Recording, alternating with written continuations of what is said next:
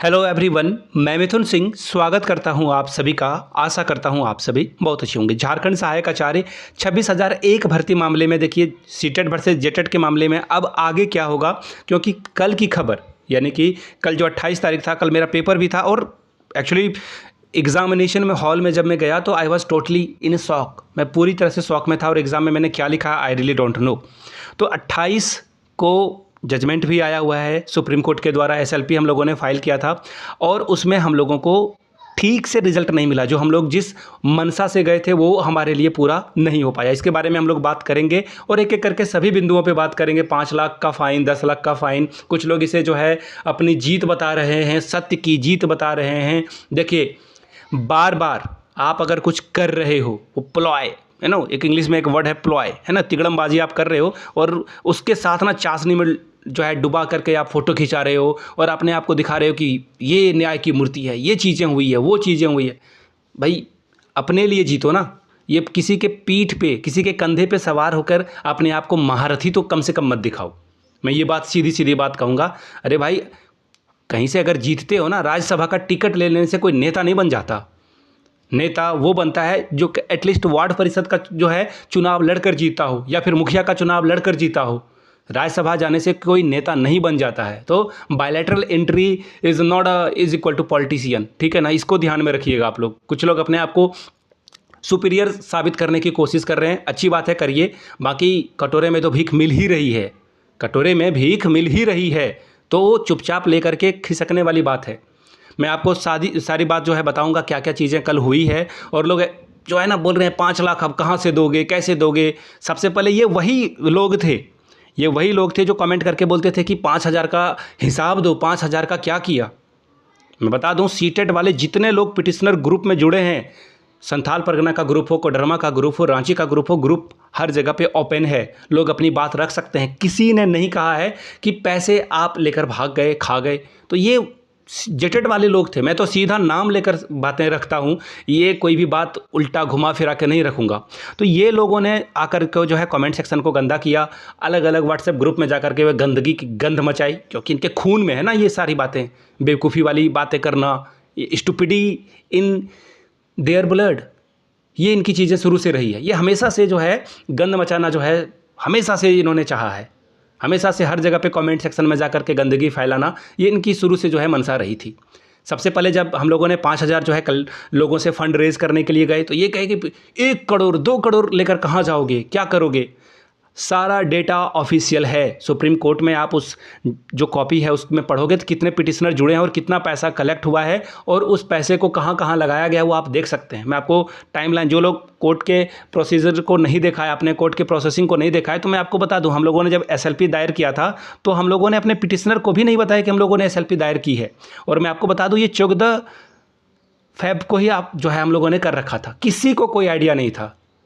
और जो हमारे तथाकथित एक सुपीरियर लीडर हैं, उनको यही हाल में ही पता चला है। तो ये लोग अपने आप को बहुत ही पावरफुल दिखाने की कोशिश करते हैं। हाँ, एसएलपी में हमारी जो भी डिज़ायर थी वो फुलफिल नहीं हुई, दैट्स ट्रू, 100% ट्रू।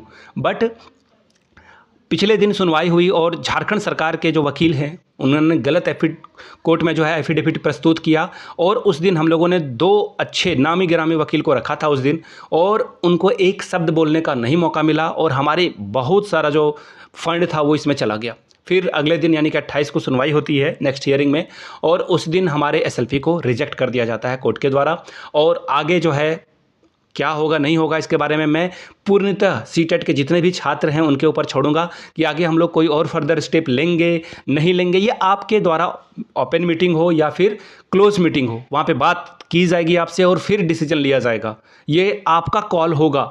हम लोगों ने कभी भी किसी को नहीं बरगलाया है कि 100% आपको जिता देंगे, 110% आपको जिता देंगे।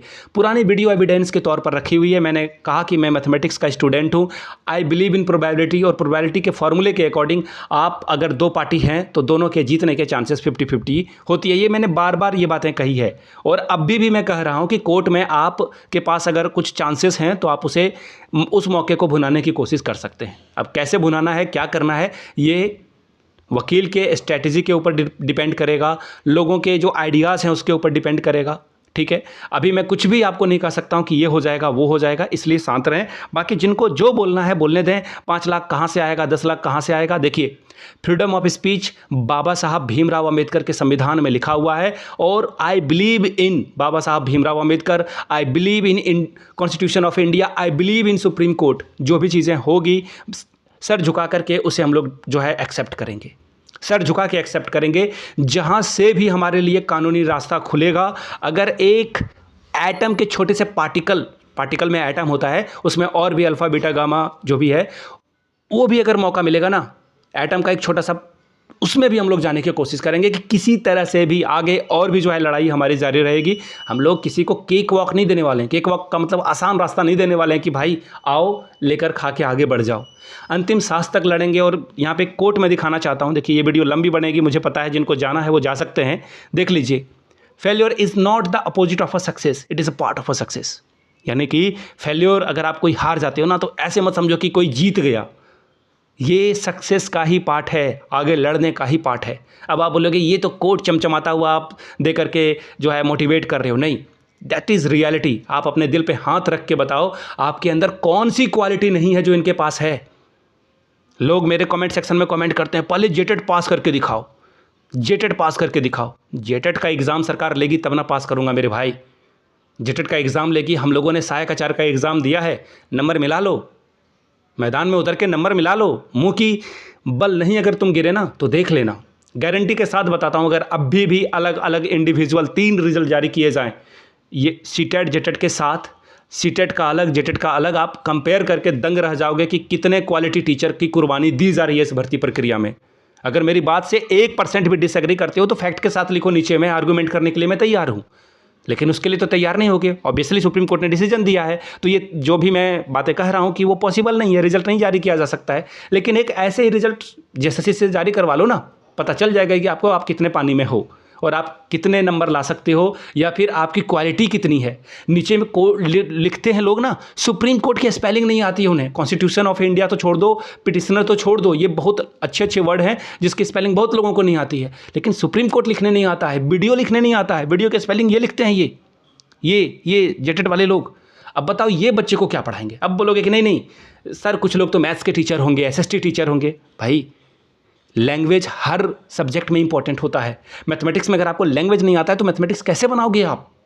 अगर आपको लैंग्वेज नहीं आता है तो आप अकबर बिरबर के बारे में कैसे पढ़ाओगे? आप सुप्रीम कोर्ट ऑफ इंडिया के बारे में कैसे पढ़ाओगे? सुप्रीम कोर्ट लिखना नहीं आता आपको इंग्लिश में। सोच के देखिए, ऐसे ऐसे लोग भरे पड़े हैं, और एक नहीं है हज़ारों एग्जाम्पल मैं दे सकता हूँ। एक अलग से वीडियो बना दूंगा एक्सपोज करने के लिए।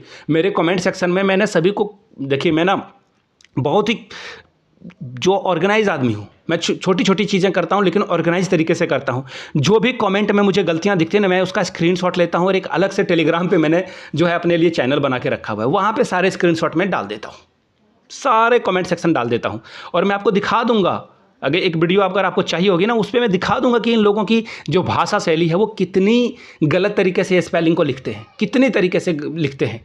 तो ये ऐसे ऐसे लोग हैं, और ये जीत गए हैं तो अभी ये फड़फड़ा रहे हैं कि मैं जीत गया, 5 लाख कहाँ से दोगे, अगले बार कोर्ट जाओगे तो 1 करोड़ लगेगा।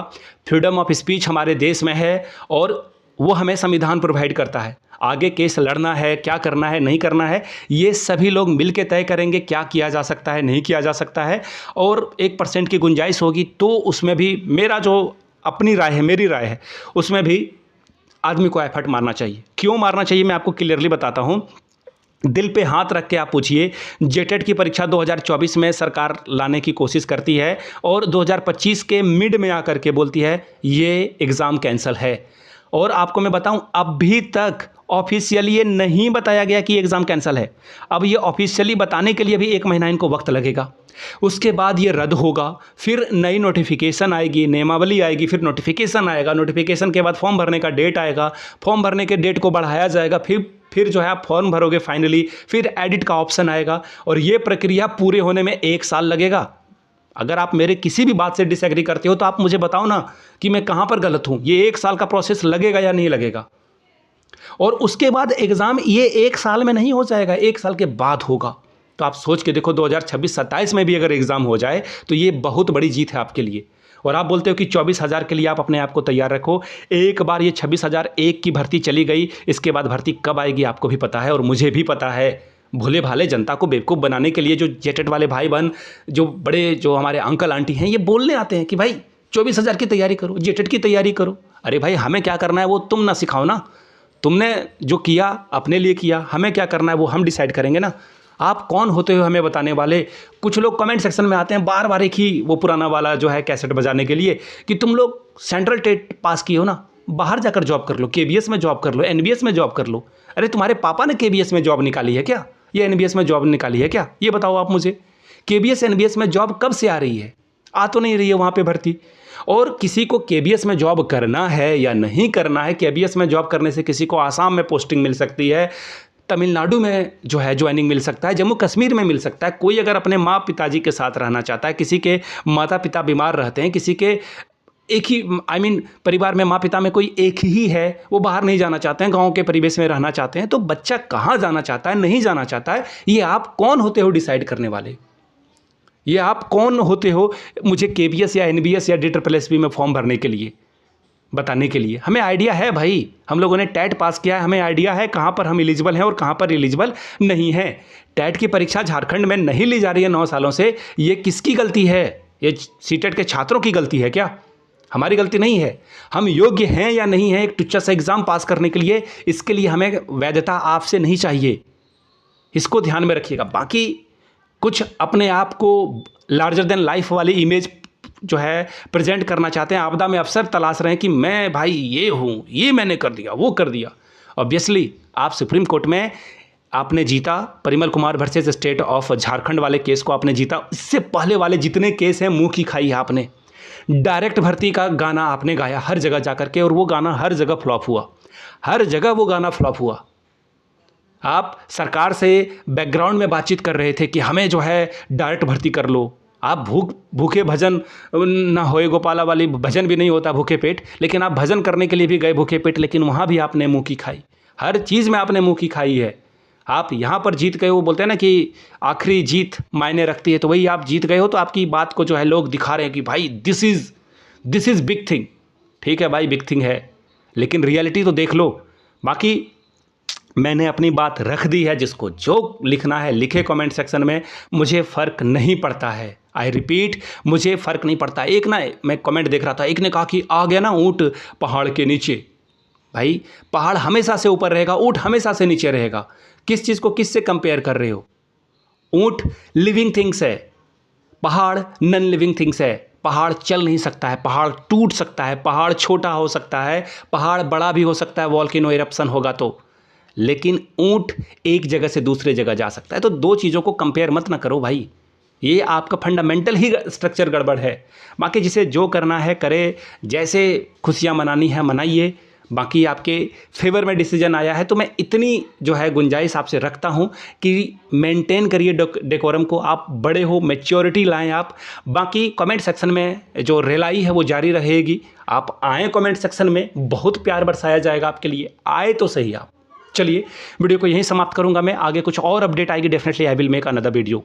Thank you so much.